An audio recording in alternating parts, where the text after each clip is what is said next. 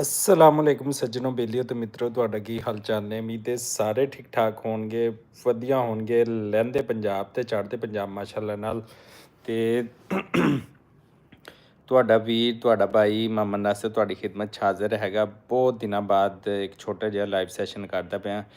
ਮੈਂ ਕਿਹਾ ਅੱਜ ਵਲੋਗ ਜਿਹੜਾ ਅਸੀਂ ਨਹੀਂ ਅਪਲੋਡ ਕਰਦੇ, ਤੇ ਅੱਜ ਸੱਜਣਾ ਨੂੰ, ਬੇਲੀਆਂ ਨੂੰ, ਮਿੱਤਰਾਂ ਨੂੰ, ਭੈਣ ਭਰਾਵਾਂ ਨੂੰ ਜਿਹੜਾ ਇੱਕ ਤਾਂ ਸਲਾਮ ਕਰਦੇ ਹਾਂ ਦਿਲ ਦੀਆਂ ਗਹਿਰਾਈਆਂ ਤੋਂ, ਲਹਿੰਦੇ ਪੰਜਾਬ ਪਾਕਿਸਤਾਨ ਤੋਂ।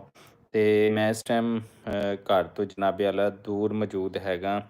ਆਪਣੇ ਸਿਟੀ ਜਿਹੜਾ ਸਾਡਾ ਉੱਥੋਂ ਜਿਹੜਾ ਨਾ ਮੂਵ ਹੋ ਚੁੱਕਿਆ ਹੋਰ ਪਾਸੇ, ਤੇ ਸਾਡਾ ਆਪਣੀ ਫੈਮਿਲੀ ਤੋਂ ਬਗੈਰ ਜਿਹੜਾ ਦਿਲ ਨਹੀਂ ਲੱਗਦਾ ਪਿਆ। ਤੇ ਬੜਾ ਮੁਸ਼ਕਿਲ ਹੈ ਪਰਦੇਸ ਕੱਟਣਾ, ਵੀ ਕੱਟਣਾ।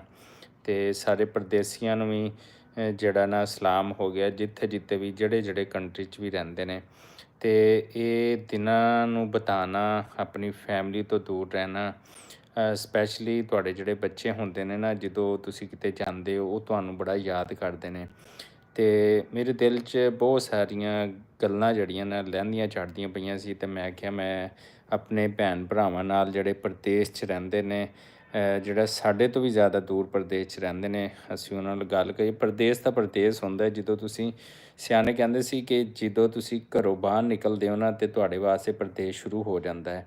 ਚਾਹੇ ਉਹ ਪਾਕਿਸਤਾਨ ਆ, ਪਾਕਿਸਤਾਨ ਤੋਂ ਬਾਹਰ ਆ, ਦੁਬਈ ਆ, ਸਾਊਦੀ ਅਰਬ ਆ, ਜਿੱਥੇ ਜਿੱਥੇ ਵੀ ਹੋਵੋ ਨਾ, ਤੇ ਉੱਥੇ ਉੱਥੇ ਵਾਸਤੇ ਜਿਹੜਾ ਨਾ ਤੁਹਾਡੇ ਵਾਸਤੇ ਪ੍ਰਦੇਸ਼ ਜਿਹੜਾ ਨਾ ਉਹ ਸਟਾਰਟ ਹੋ ਜਾਂਦਾ। ਸਿਆਣੇ ਕਹਿੰਦੇ ਦੇ ਆ। ਵਾਲੇਕੁਮ ਸਲਾਮ ਜੀ, ਕੀ ਹਾਲ ਹੈ? ਠੀਕ ਹੈ। ਹਾਂਜੀ ਹਾਂਜੀ ਹਾਂਜੀ, ਕੀ ਹਾਲ ਹੈ? ਠੀਕ ਅਲਹਮਦੁਲਿਲਾ ਜੀ। ਕਿੰਨੇ ਸਟੇਸ਼ਨ ਨੇ ਆਪਣੇ ਉੱਥੇ ਰੇਂਜਰ ਖਾਨ? ਆਪਣੇ 4 ਹੁਣ ਡਬਲ ਹੋ ਗਏ ਨੇ, ਹੁਣ 6 ਹੋ ਗਏ ਨੇ। ਕਿਹੜੀ ਕਿਹੜੀ ਜਗ੍ਹਾ ਤੇ? ਉਹ ਹੈਗਾ ਜਨਾਬ ਇੱਕ ਤਹਿਸੀਲ ਲਿਆਕਤਪੁਰ, ਸਾਦਕਾਬਾਦ, ਖਾਨਪੁਰ ਤੇ ਖੁਦਰੀ ਮਿਆਰ ਖਾਨ, ਤੇ ਅੱਗੇ ਉਹਦੇ ਸਬ ਸਟੇਸ਼ਨ 3 ਬਣੇ ਨੇ। ਕਿਹੜੀ ਕਿਹੜੀ ਜਗ੍ਹਾ ਤੇ?